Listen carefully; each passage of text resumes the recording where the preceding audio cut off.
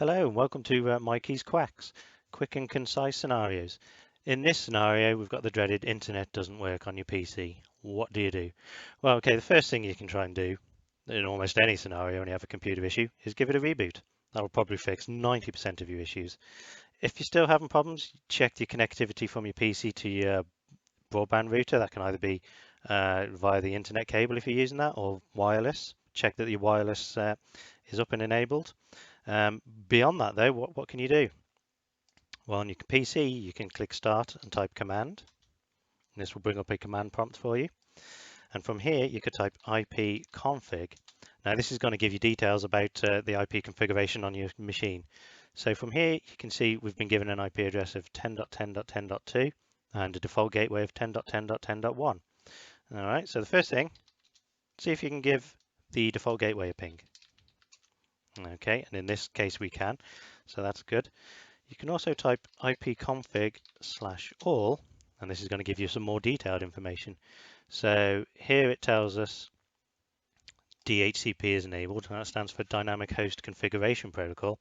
Now that means that the hub or whatever device you're connected to has automatically given this computer an IP address. Now there could be some issues with this IP address. It could be stale, it could be a conflict with another machine. And in that case, you could try releasing it and renewing it. So if you type ipconfig release, now what that does is just gets rid of that IP address and default gateway, all those settings. Once that's gone, just type ipconfig renew, and then that's going to go to the box and ask for a new IP address. And we should get the one in a minute. And here we go, it's actually come back and given me the same IP address. And okay, so if I go to the other one where it's ipconfig all, it also gave us some other information like the DNS servers down here. So this is another good thing we can check to see if we can access, again via a ping. And there we go, we can see we're getting a ping from that address and that address. So these are all things that are looking good, obviously on this machine because it is working.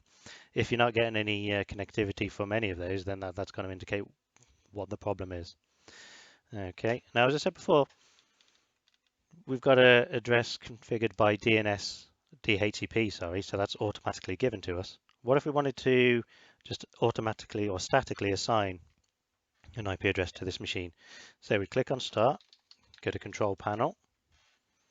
When Control Panel's up, go to View Network Stats and Tasks, and we can go to Change Adapter Settings, and we look for Ethernet. Obviously, you'll have if you're using Wi-Fi, you'll have a Wi-Fi adapter. Right-click, Properties,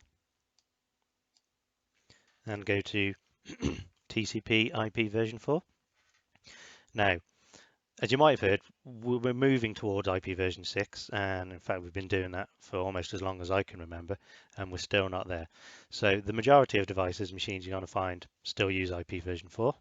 So if you go into the properties of that, here we can see it's set to obtain an IP address automatically. If you wanted to put a static IP address, you just type that one there, click on that box there, and then type the address there, and also put the DNS server in as well. Okay. And in a nutshell, that should solve pretty much all of your connectivity issues, I would say. There's obviously going to be some other things that might be a factor, firewalls, for example, if you're using them. Okay, so that's it then. I hope you found that informative and I hope it was of use to you. Thank you.